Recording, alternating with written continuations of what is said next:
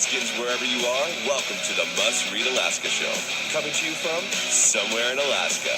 This is the place where we talk about, you guessed it, Alaska. Where we keep the mainstream media on their toes and where we are standing up for what's right in a world run by leftists. You can find out more by heading over to mustreadalaska.com and also checking out the Must Read Alaska YouTube channel for some really great content. But first, let's get this party started.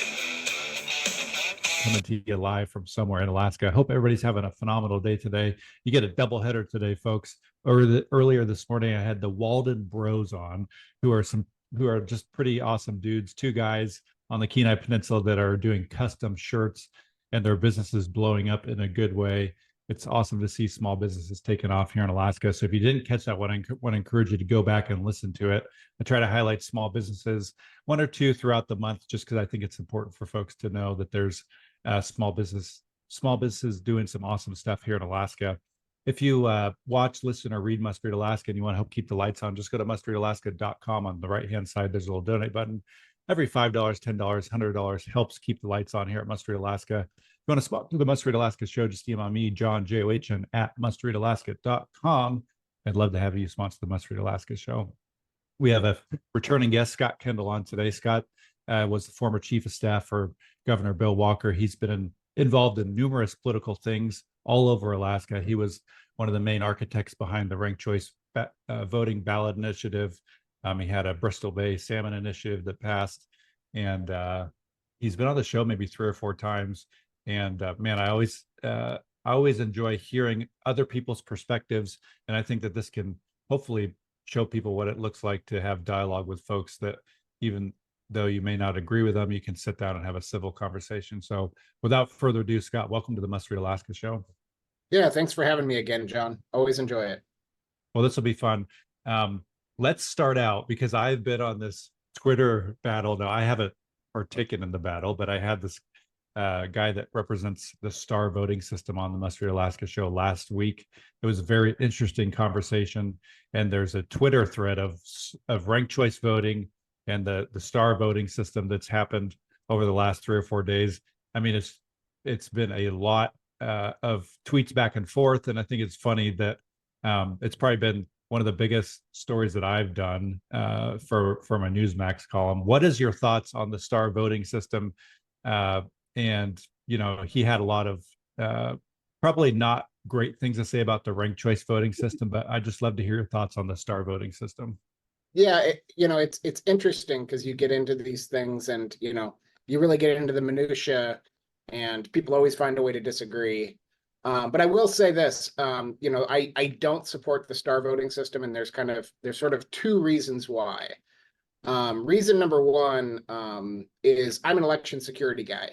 I have been probably at more recounts, hand counts of ballots than probably anyone in Alaska, going back to 2010 with Senator Murkowski's, hand count of those write-in ballots, to as recently as the Denny Wells Tom McKay race, where there was a recount there, and they actually did a hand recount of one of the precincts.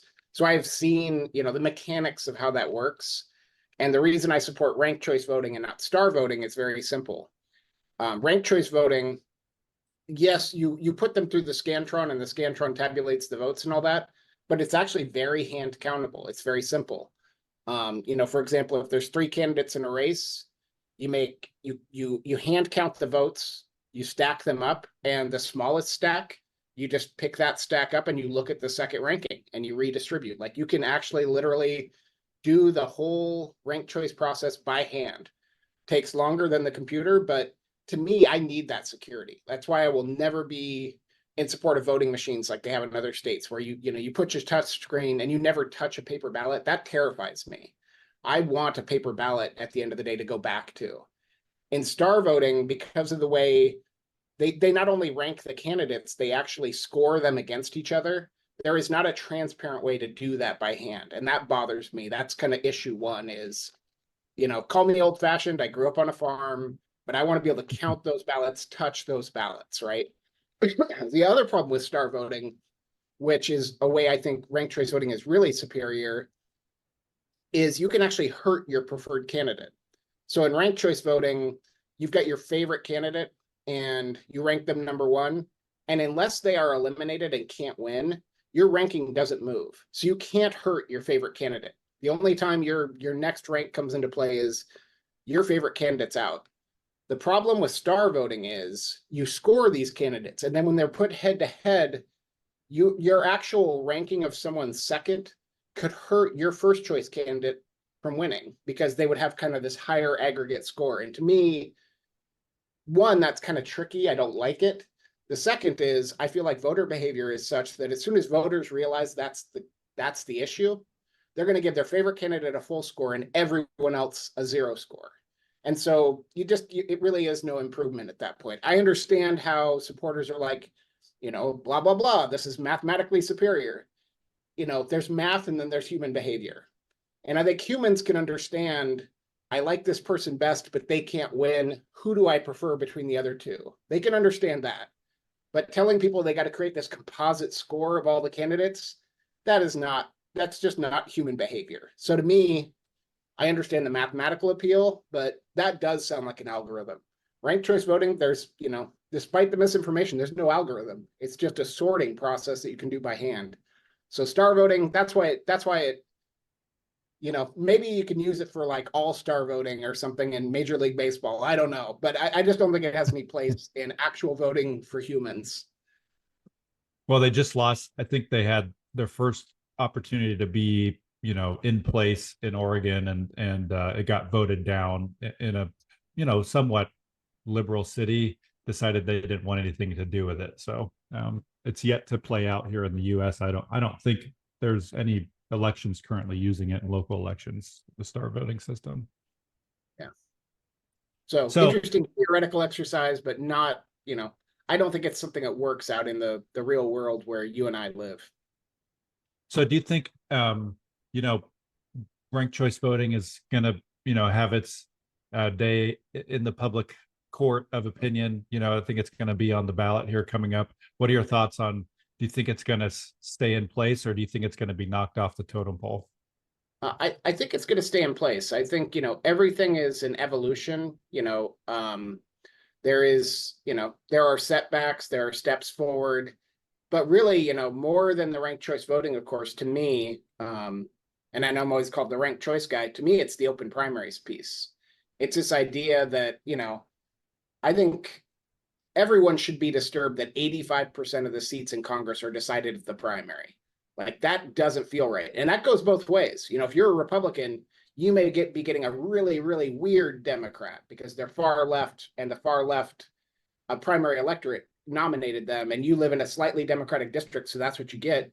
And maybe you could have had a Joe Manchin type. Maybe that would better represent the district, but because of that closed primary, that's not what you're getting. And that goes the other way as well. There's people further to the right, obviously, than you are, than I am. And sometimes these people get nominated, they essentially get gifted the seat. And to me, I'm a free market guy. Let's be competitive. If you've got the better message for the district, great. But if the Joe Manchin guy can come in and he's a little bit more towards the center, that's great too. That's awesome. Well,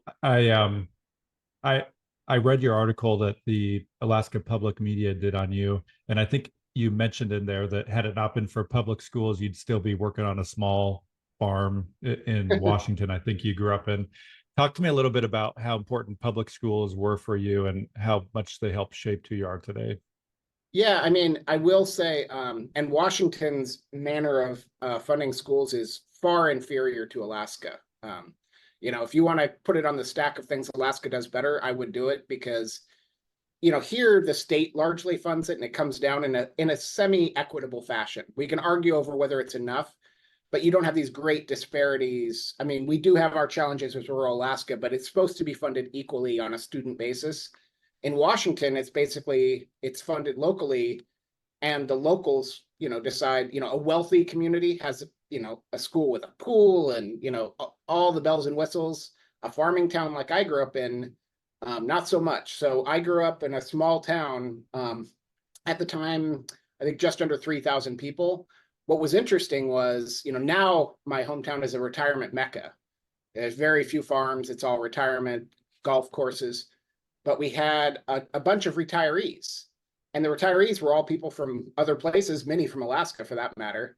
And they would vote down our school bonds because they're like, I don't have kids in this school. I'm a retiree. So my school building actually got condemned while I was going to it. Like they literally said, this isn't safe for human habitation, but guess what? You're going to habitate it every day. So it wasn't a great education, right? But it was a basic education. But more than that, through a series of, scraping together scholarships and grants, I was able to go to community college for 2 years. And from that, I was able to go to Western Washington University. And from there, I was going to be a cop. But while I was partway through the admission process to the police department, I took the LSAT and got a really good score. And I got a scholarship to University of Washington. And I sort of feel like the law school, University of Washington Law School. And, not only did I meet my wife there, which, obviously that was the best decision I ever made, was marrying my wife. The second best was going to law school so I could meet my wife. But that was something that would be so foreign to me as a kid on a farm, raising cows, picking apples, picking berries, like that these ladders of opportunity are there for people because, what I am sad for, we've got to work, we've got a, workforce crisis in this state. And we don't have these pathways of opportunity for kids. Kids are leaving the state because they feel like it's not for them. But I think what if some kid out in Sleepmoot is the next Leonardo da Vinci and we don't know it and we're poorer for it because we didn't give that kid the education he or she needed to achieve. And I also just worry about supporting our university system. Not every teacher in the state ought to be a homegrown teacher because then they're going to stay. Doctors should be homegrown. We should be, if I were king for a day, I would give every kid graduating in Alaska high school a full ride to technical school or University of Alaska system. If, give them loans. And if they still live in Alaska 5 years after graduation, forgive it because they're an Alaskan who are keeping their skills here because we got to do something to change this trajectory. And, even my own kids feel it. Like, what am I going to do here? And they're not going to leave. I'm not going to let them. But they do question, right? They do wonder, like, where is the economy for me? I'm not just going to work in a coffee shop. It's just, and that's nothing against coffee shops, but, you got to give kids a career trajectory. They can buy a house. They can have a family. They can have a yard for their dog. And it doesn't feel like we got that right now. So to me, public education is the key to all that. Not a handout, but just if you are someone who has merit, there is a clear pathway for you to succeed. And even if you've got a single mom, even if she works 2 jobs, we are going to find a way to plug you in and you're going to have every chance. So why do you think that the state has a problem or an issue or hard time retaining teachers? We hear it every year that, teacher retention or recruitment is a tough thing. Why do you think that for Alaska it's so hard to recruit and retain good talent and good teachers? Well, I think we do need a program for homegrown talent because I think that's a key piece is, we have kids, they graduate from University of Oregon, they come up here and maybe they'd last a year or 2 years and they're like, okay, the winter's too much, So we've got that piece is we can't rely on importing talent. We got plenty of talent here. So I think scholarship programs, loan forgiveness programs that put, our own kids in a place to succeed, that's the key to me. But I think there's another piece to it, which is we got to fix their broken retirement system. And there's 2 parts to that. One part is this thing where they're not eligible for Social Security. So they could work 30 years and at the end of it, they got kind of a 401k, but they don't have any sort of, the basic security that I have working in the private sector, which is I will get Social Security. I'll get whatever other 401k I have. So we got to fix that piece. That's a statutory fix that's got to happen. And I do think we want some sort of better retirement program for them. And I won't for a moment say, let's go back to tier 1, God bless those people. I've got family members who have it. I know Governor Dunleavy's got one. Like, sounds great, basically 75% of your pay for life, free medical care. Be great if we could do it. We know we can't do that. We know we can't go back to those days. That was probably a fever dream of the 80s when the money was falling out of the sky, but we can do better. And it needs to be something less portable. People talk about a pension like it's a bad thing, but put those golden handcuffs on these kids, keep them here. Like if we are telling them there's zero disincentive to come here, cut your teeth, get good training, and in 5 years you take your very marketable skills that we helped to build and you leave, that at the end of the day, the cost of recruiting the replacement will be more than the cost of the pension. And that's true for our troopers. That's true across so many sectors where, I mean, when I worked for Governor Walker, it was heartbreaking. Trooper after trooper would hit about 5-year mark and they'd be gone. And it was like, we just turned them into one of the best law enforcement officers in the country. And because they've got a portable 401k and not a pension, they're gone like that. And I always believe, I'm a capitalist. I believe in capitalism, but I also believe that capitalism creates incentives. And don't be surprised when those incentives lead to predictable results. If you tell people they can come here, get a signing bonus, work for us for 5 years and take their training and their pension and leave for more money, they're going to do it. So let's reverse that. Let's make Alaska the best place on earth to live and work. Yeah, one of the things that I hear from friends of mine that are teachers, and I don't necessarily have your same stance when it comes to bringing back a defined benefits, but one of the things that I hear from teachers is a lot of new teachers come up to Alaska to get their Alaska experience, and they know if they stay up here for 5 years that they can leave and go work in Mississippi or Alabama or North Carolina or South Carolina, somewhere else, and take their $100,000 401k with them, 100% of it. And I think that we've continued to have this problem, teacher retention problem, for a long time. And I'm hopeful for a solution down the road because my kids all go to public school, right? And so Right. I think there's also this strange dichotomy of us versus them. Conservatives have kind of got this stamp or label that we don't like teachers or we don't like public schools, but I would say most of the conservatives that are elected in the state, in the House and the Senate, their kids have went to public school. Right.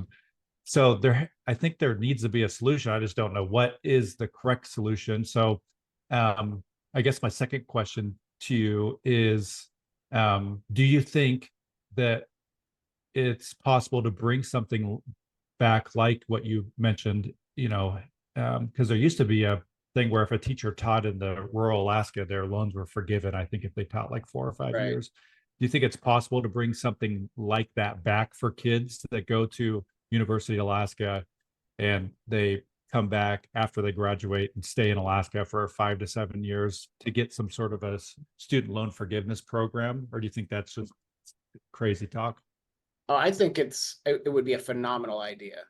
Because if we grow our own, that's the surest thing a kid's going to stay, right? If a kid comes out of Dillingham, goes to UAA, gets a teaching certificate, goes back to Dillingham, he knows that's his family. He's going to stay there, as opposed to, bring some wide-eyed kid from San Francisco. They have their Alaska experience. They last 18 months. But I think this idea of loan forgiveness, it's like the GI Bill. Our heroes went over World War II, they fought, they came back, and it's like, hey, free college education, which absolutely they had earned. But I've seen the actuarials on the GI Bill, and I forget what the numbers were, but the multiples, that basically the net benefit was multiples what it actually cost, both in tax revenue, economic development. And I think we'd see that in Alaska, which is we've got a crisis. We're constantly scraping to try to recruit teachers in. If we grow our own and these kids stay and have 10, 20, 25-year careers here, if we forgive their loans for staying here, I suspect we are going to actually be saving money like crazy over what we'd spend trying to recruit people back in, and the education's going to be better for everyone. So you'd have a tough time talking me out of saying that, hey, let's give these kids loan forgiveness. Like you said, they get a teaching certificate and they're here still in Alaska after 5 years. And now they've put down roots. They bought a dog. They've got a big yard for their dog. They can't have that in Seattle. They got a house. Now we got them. So let's do that. Let's tell them, if you go to school and you stay here, we are going to forgive your loans because you're giving back to your state. We're going to give back to you. And I just think that's the ultimate win-win. And I would think a lot of conservatives would agree with that. Because like you say, like this stereotype of like the liberal who wants to make every teacher rich. I have never met, I'll be honest, my sister's a teacher, so I'm biased, but I've never met a rich teacher. I've met teachers who are spending their own money to buy candy for the kids in their class or markers and stuff, but I haven't met these rich teachers. But the stereotype of the conservative who hates teachers, that's BS too. Conservatives love their kids. They like their kids' teachers just like anyone else. I think there are legitimate concerns about levels of bureaucracy and all that. And I think that's a discussion to have. Hey, let's keep these other costs that aren't in the classroom down so more goes to the classroom. But at the same time, you have to fund the classroom to a level that's maintainable. Yeah, what do you think about this? We have like a schizophrenic way of budgeting for our schools. It seems like here in Alaska, I'm by no means an expert. I can just tell you from experience that when I talk to local teachers where I live, they're basically like the school districts all but handing out pink slips every year to folks. What do you think could be helpful for the state in terms of budgeting? Because I think this year and last year, the governor or the House or the Senate, they put in there an extra $100 and something million, a one-time thing, and that they seem to be fine doing the one-time thing, but Right. It seems like if you're going to do the one-time thing 10 years in a row, you might as well make it permanent. Why do you think it's so hard for Alaska to fund schools a little more forward thinking than last minute? I don't know. It's become a political football, and it feels a little bit like both sides are loosey pulling the ball away from the other side. I mean, when you've got Republicans who come to the table and they're like, we agree, let's fund schools more. And then you've got progressives who say, well, I'm going to hold my breath unless it's this level. I was really encouraged, when that first bill passed and there was a BSA boost. That was encouraging. It was really unfortunate. I think it was vetoed. I think that was tied in with some of the other governor priorities. I think they need to consider a clean BSA bill because, and that's the base student allocation for the listeners at home who don't live this stuff like you and I do. But that is the most rational way to fund a school, because then you don't get to the problem of we're overfunding when a district has declining admissions, right? Like we have different parts of the state have declining admissions, fewer kids. Well, the BSA is a per student basis. So it's a very rational way to fund is it adjusts itself. So I would say true up the BSA to what it should be historically, go back to, Parnell administration numbers. We seem to be doing much better on education then. True it up there and put a small inflation escalator in there, just so it's got a level of predictability. And then that funding will organically go up and down because it's based on a head count of the students. So to me, that's how you do it. You don't, what we've done kind of, sort of like you say, schizophrenically, is we have looked at that number, calculated what it should be, and then we shove in a bunch of one-time funding at the very end of the session. Well, these school districts are already making their budget decisions in February. And without that predictability, they're sending out pink slips. Now, if I'm a teacher, and in addition to no retirement system and my heavy student loans, I'm getting laid off effectively time and time and time again, at some point, I'm going to say, I got to go somewhere where they fund this normally. And that does have some real effects. I actually had one of my kids' favorite teacher at their elementary school, because she had been technically, quote unquote, laid off. She kind of lost something in seniority. She got moved to another school. Just sort of mechanically, that's what happened, because her position had happened to have been cut in this initial cut, and then it was put right back after the one-time funding went through, but it was too late. And that kind of stuff, like, talk about demoralizing. We don't do that to our soldiers. We don't do that to our cops, right? Like if we got cops, we don't lay them off and say, hey, go work for free for a bit. We'll catch you up later. We don't tell prison guards, hey, there's more prisoners, but guess what? You're going to have, a 30-to-1 instead of 20-to-1 guard to prisoner ratio, and tough luck, good luck with that. We fund those things. Those costs go up. We spend the money to meet the challenge. And it feels like we fund everything that way except for schools. And I think it's time to take that approach. If the heating costs went up, we don't say, hey, cut hot lunches. We say, well, the state's got to step up and pay for that cost of heating or find a way to bring it down. But we haven't been doing that. And I think that's a real tragedy. And when people think deeper, I think there would be bipartisan agreement. So, that's my pitch for funding schools properly. Yeah, and if lawmakers are listening in, I think what conservatives would appreciate is not turning an internet bill into a BSA bill. Make a BSA bill and let it speak for itself, because I think that's where you get mistrust from conservatives, as they see, well, that was supposed to be an internet bill, now it's a school bill, now it's a this bill. So, I think if you're going to do a school bill, do a school bill and see if it's got legs and can, speak on its own and win on its own, as opposed to, these things where they morph bills into what they were never intended to be. Just drives me crazy. Yeah, they hold other people's bills hostage by stuffing them in other bills, and it's called log rolling. We put enough things on it, you have to vote yes, and I agree, that's a disingenuous way to govern.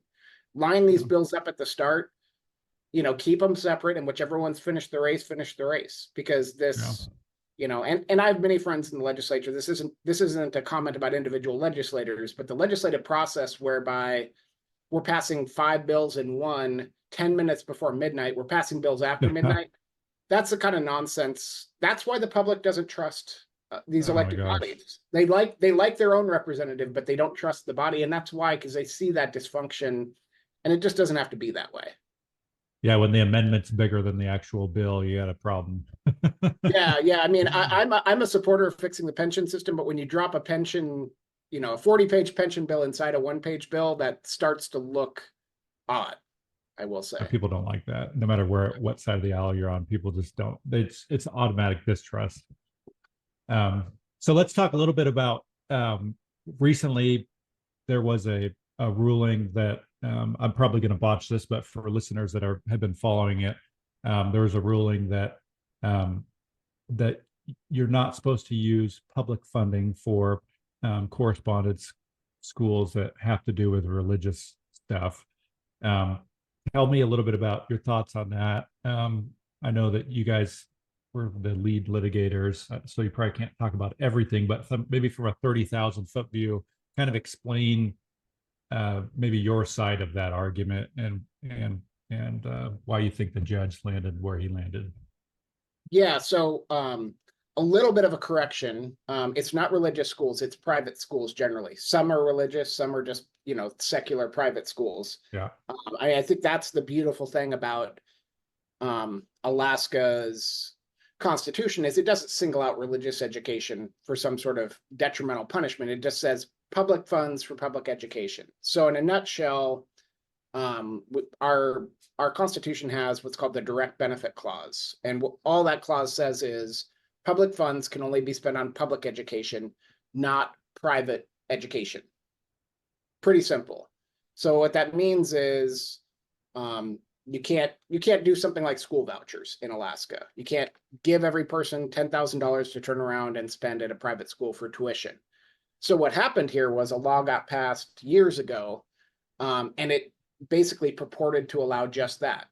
You can enroll in what's called correspondence school, but then basically you dual enroll. So you're enrolled in often what happened, for example, here we have Mountain City Church runs a school, Mountain City School, private school. It's religious, but the religious aspect that's not the point. The point is that it's a private school. So a child in Anchorage will enroll, bizarrely, in Denali Borough's correspondence school. That correspondence school will essentially pass through 90% of that kid's BSA in the form of a check, and they just go pay private school tuition. And we said that's not constitutional. And the judge agreed. Now, there is a lot of, that's a misuse of the allotment system under the correspondence school or homeschool program. To be clear, there is a ton of constitutional uses. If someone needs to buy or lease a laptop to do their homeschool, that's worthy of reimbursement. If they need to buy curriculum, I mean, often the school districts provide curriculum, but if they need to buy a textbook, they can buy a textbook. What they can't do is go spend that money at a private school. And what we saw was that was the intent of the change of the law, and that's what was happening. And so at the end of the day, although those statutes were struck down, the legislature actually did, have its act together and passed a cure for that. So it's sort of, they passed a patch to go back and say, okay, well, everything that's constitutional you can still do, because striking those laws down, of course, they went down in their entirety. So now the legislature sort of fixed the problem. And that's really narrowed the dispute. So now we're going up to the Alaska Supreme Court. General correspondence school spending and allotment spending have been preserved. So for proper purposes, not at private schools, that's fixed by the legislature. And now really the debate becomes, can you do what the law purported to allow, which is reimburse private school tuition? It feels weird because how on earth are you a private school enrollee and a public school enrollee at the same time? It feels weird because it is. We think it's a clear violation of the Constitution, and that small sliver of activity has to stop. But the good news is, there was some misinformation, there was some concern that homeschooling was gone. Homeschooling is not gone. It was never gone. It was never impacted by this. There was some question of whether the allotments could work since the statutes were dropped, but that's been fixed. So now we're kind of, we're again just having that very, very narrow dispute of, can you take public funds and spend them at a private school? Yeah. So my family, one of our kids does kind of half homeschool, half public school, and they are enrolled in the Kenai Peninsula Borough's homeschool program. It's called Connections, I believe. And we can go buy pencils or, paper, or put them in, a US history class, or, get some sort of books or programs and get reimbursed for that. People that are homeschooling their kids and doing that sort of thing, this doesn't necessarily affect them, is my understanding. Yeah, that's right. I mean, good news for you is buy all the pencils you need, buy all the paper, general supplies you need, probably buy curriculum. Now, if you bought a curriculum directly from a private school, that might present an edge case. But what you certainly can't do is enroll your kid in private school and just use that money to backfill the tuition. That's what you can't do. But it sounds like what you're doing is what thousands of parents are doing, which is, and one of my own kids actually went partially homeschool for a couple of years, and it was a great solution for him. And we got mostly just curriculum from ASD website, but I think we did at one point get some supplies. It was, a couple $100. It was we never needed anything like the full allotment, but I think that's a great solution, especially in a state like Alaska, where, you could be distant. Like, technology can do a lot. I think, there are kids who are relatively isolated. You might have a really gifted kid, right? And they go half in person, but they're gifted in physics. Well, there's an online college curriculum at UAA we can enroll this kid in. Well, absolutely. Let's do it. Let's meet every kid where they are. We just can't subsidize private education. Yeah. Well, it'll be interesting to see how that plays out. Is there a date yet that the Supreme Court's going to be hearing this, or is that still to come down the road? I believe, and I'll have to check my calendar, but the oral argument is, I believe, June 28th. Okay, cool. And I imagine, because there's a stay of the decision until July 1st, and so I imagine they're doing that so they can give certainty before that stay expires. Well, let's transition here. Give me your thoughts on the recent Anchorage election. LaFrance is the new incoming mayor. What are your thoughts on the outcomes of that election? I mean, my full disclosure, I supported Mayor-elect LaFrance. I actually didn't know her very well. First substantive conversation I had with her was a little over a year ago. But she is what her ads say she is. Like, she's just a mostly private sector person who's very professional, who thinks we ought to run city government in a professional, nonpartisan fashion. And I know there's people who want to inject national partisanship into local government, and she's just like, I want to plow the damn roads. Like, let's go. So I'm very optimistic because, not only did she win handily, but I think when she implements her approach to governing, it's going to be very bipartisan. I think there are going to be Republicans in her administration. I think there are going to be nonpartisans. She's a nonpartisan herself. So I think the idea that she can attract sort of the best and brightest just to serve and get the job done, that's what's exciting to me. Like, there's a few things that local government doesn't need to get into, and national ideological battles is it. Like, what do you care about? I care about, there's a pothole in front of my house. It's been there for 5 years. I care about, are we having 5 snow days in a row because of the lack of plowing?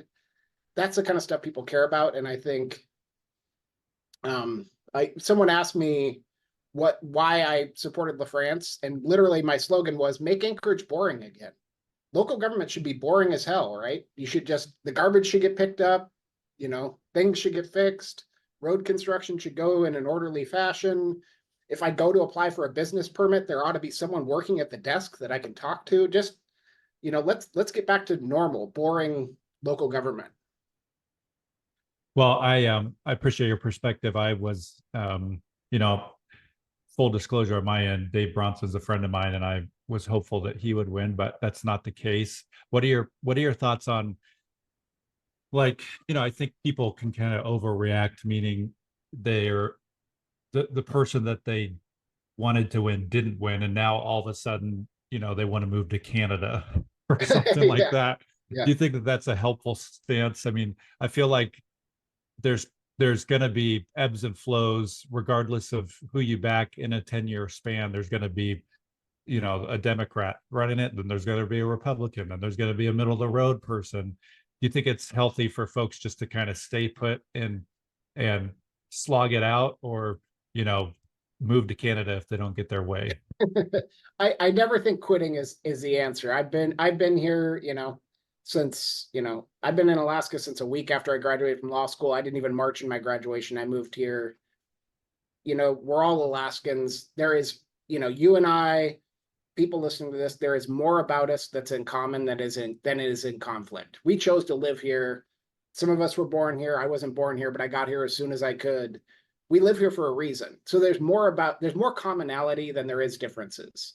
So, we'll have these healthy arguments, but then when the election's over, it's time to put down our swords and, realize that, like, the pendulum shift doesn't mean, Dave Bronson got elected, and yeah, I had big problems with, some lack of services and so forth, but, like, there were still school buses. Our schools were still open. There were still cops on the streets, maybe not enough cops, but, like, let's have some perspective here, folks, that society will continue. And then, the important thing for people to realize here is, this election, more than a rejection of Republicans and shifting way back to progressives, the only named Democrat in the race actually finished fourth. Suzanne is a longtime nonpartisan.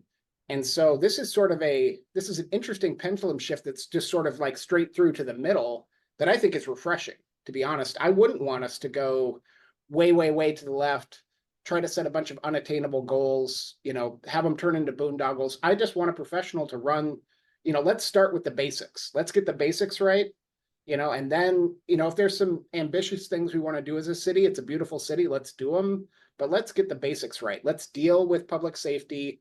Let's make our parks safe. Let's shelter our unhoused people. And in combination to that, we'll make our parks feel safer for other residents. And like I said, the permitting office thing, that's a real thing. I talk to builders and business owners. They're like, I want to build.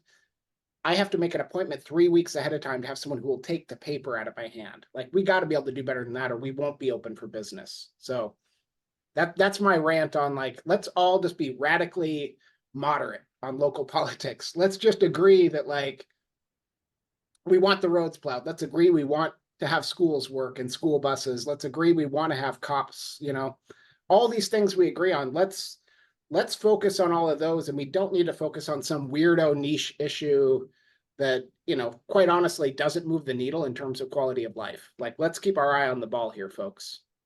Nice. Well, let's talk a little bit about the presidential election. Sometimes for Alaskans, I feel like it doesn't even matter because, we're smallest populated. I think we're the smallest, if not the second smallest population wise in the United States for states. What do you think? What are your thoughts on this upcoming presidential election? Looks like it's going to be Trump versus Biden, and maybe a third party candidate or two in there. What are your thoughts on the election and how it impacts Alaska?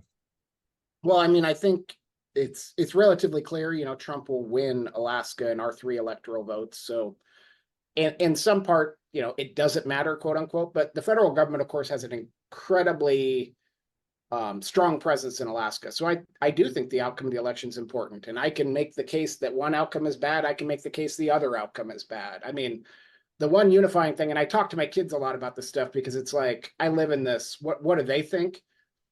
I mean, I will tell you that the predominant thing I hear from not only my kids, but really anyone, and I actually feel it too, is like, we got two 80-year-old retreads. That's our choice. You know, it's just a little bit of a, come on, feels like we're fighting some battle from 20 years ago. Let's have fresh ideas. Let's have, let's get someone who's, Senator Sullivan's age to run, or Lisa Murkowski, like maybe someone in their 50s or 60s even. Like, they don't have to be 35 years old, but goodness sake, it does feel a bit like the energy is depressing, that it's more about a battle between two men than it is about the future of our country. And I think that's disappointing. I can freely admit that a lot of Biden administration policies have been bad for Alaska. The infrastructure bill has been very good to Alaska. That's great. Some of his positions on the NPRA and others are disturbing, and I think are overreach. On the other side, I am disturbed by a lot of, President Trump's rhetoric. Like, I don't think we need to turn people against one another. I don't think talking about different classes of people, races of people, that really, like, that kind of heat bothers me, because once you take that dog for a walk, that dog can get loose, and that turns neighbor against neighbor. And I think that's very disturbing. So, I'm going to vote, obviously, but like, I will say I'm not excited about my choices. And I think there's a lot of Americans. I mean, I've actually looked at the polling numbers, and there's 60% dislike kind of both guys. And then there's the double haters. There's like 30% of Americans that hate them both. And it's like, how have we built, the greatest democracy in the history of mankind? How have we built a system that has produced these two choices? I don't know. Maybe this is a moment in history, and, in the future, we'll have different choices. But boy, it sure feels a little bit sad right now. Well, we'll also have on the ballot the congressional race for the state of Alaska. Congresswoman Mary Peltola will be up against maybe Begich or the lieutenant governor, or both. What are your thoughts on that race and potential outcomes? I mean, that's a fascinating race. It does, based on the numbers I've seen, Rep. Peltola stays pretty popular, which is unusual for a Democrat, but I think everyone kind of recognizes she's a different kind of Democrat. Her stances on resource development are fairly strong.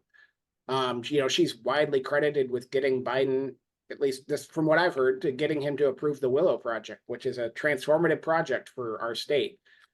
On the flip side, the Democratic brand statewide is not a strong brand in Alaska. So it will be a matter of whether her personal likability and, her nuanced policy positions are enough to sort of kind of shake off the baggage that title brings. Now, I will say, as we saw, we've got a good case study 2 years ago.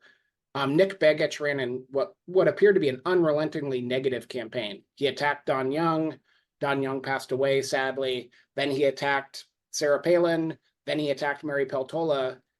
That does not seem to work. That's a straight up ticket to third place again. So are we going to see a new and improved Nick Begich, who understands that a lot of the reason that Governor Palin did better than him is because of her personal likability? I mean, I'm sure you've met Governor Palin. I've met her a number of times. Like, she is an incredibly likable and charismatic woman. She is kind. She is interested in you. And this sort of like politics as usual, whether it's Nick Begich or Joe Miller, forget the ideology. Alaskans don't seem to want to buy that. They want someone who's going to fight for Alaska, not fight with Alaskans. Ted Stevens, infamously bad temper, but he directed that at the bad guys, not at fellow Alaskans. And I think people admired that. Don Young said all kinds of things to all kinds of people, but he delivered for Alaska. So this idea that Nick Begich can run a lower 48 campaign, we'll see. I will say, the little bit I know of Lieutenant Governor Dahlstrom, much like Governor Palin, she's very likable. She's very kind. She's very intelligent. I think she will be formidable for Nick Begich's path to win. Because again, people want that authenticity. They want people who have served and have experience. Lieutenant Governor Dahlstrom's resume is impeccable. Longtime legislator, a commissioner, lieutenant governor. She has served the state with distinction and seems to be running because she wants to serve. And I think there is a little bit of a disjoint when you look at Nick Begich, who's, got hundreds of employees, but all of them are overseas. None of them are in Alaska. What has he built or done for Alaska? So that, I think it's going to be fascinating how that all works out. It's really going to be a question of, can Peltola rise above her party? And it's going to be a question of, will Dahlstrom's resume and general likability sort of keep Nick Begich in a box? Yeah. Well, one of my litmus tests for folks, I have Democrats on this show as much as I can, because I think it's important to hear from both sides of the aisle. And I think one of the unfortunate things for me is that, it's very hard to get a hold of Congresswoman Mary Peltola and get her on the show. It's been impossible. I've reached out, I don't know, a dozen times or so, and nobody on her team's even never responded to me. So, my encouragement, if I'm Congresswoman Mary Peltola and you're listening, or one of your staff is listening, come on the show. I'd love to have you on. I would treat you just like I would treat any other guests, fairly. And, I think it's important for her to talk to conservatives, and this is the platform where you can do that. So always an open invitation. Would love to have you on if somebody on her team is listening. Yeah, and I guess I'll co-sign that on your behalf, John. If anyone on our team listens to me, I think she should come on. You treat people fairly, and I think she'll do great. She's got, with her policies on fish and trawling, her policies on resource development, she has fascinating things to talk about that I think a lot of Alaskans support. She should come on, and if there are tough questions, you don't get in these positions without having to answer those. So Yeah, that's my 2 cents. Amen. Well, my last question to you is this, Scott, before we leave, how is it, let's talk to the middle folks, because I think that's kind of where your sweet spot is. Just for my own personal kind of 2 cents on it is, you used to be, I think you were a registered Republican for a long time, and now you're nonpartisan. Just talk to me a little bit about what it's like living kind of in that middle, where you're going to have, the Republicans aren't really going to necessarily like you all the time, and the Democrats aren't necessarily going to like you all the time.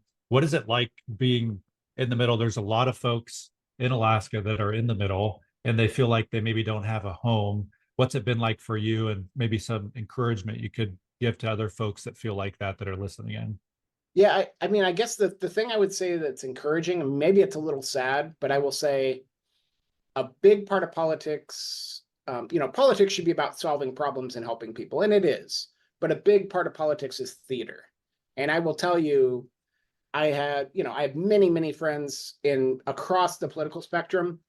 I don't know that I've really lost friends. I will tell you, you can go look at my APOC history. I've donated to independents, Republicans, Democrats, probably more Republicans than anything over time, but I donate to all these people because I know them all.